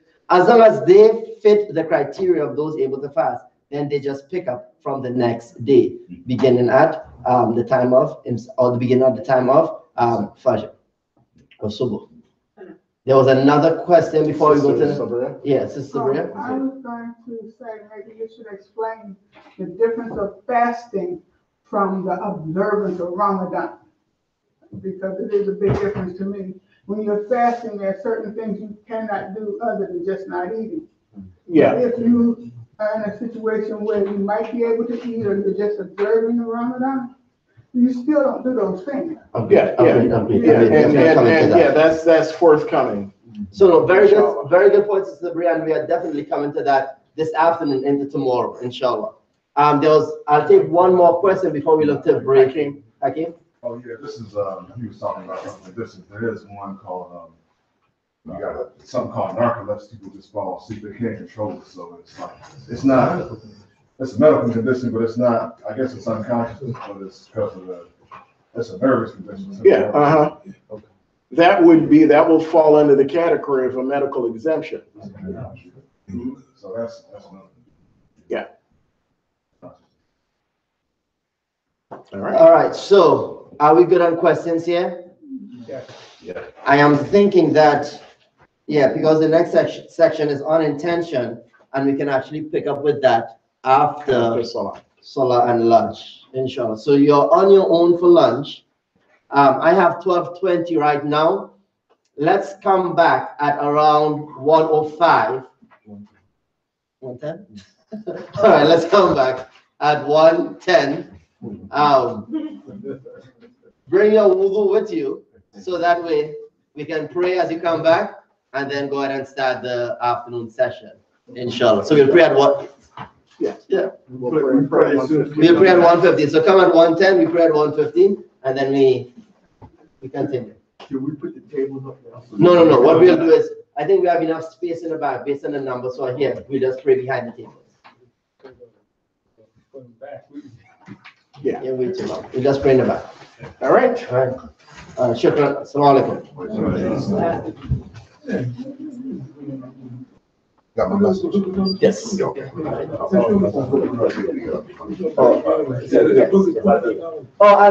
anyone who owes me the forms and the payment, I'll take that from you.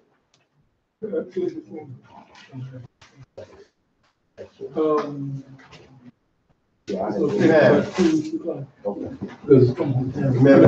sir. Don't like this. What is that? Don't like this.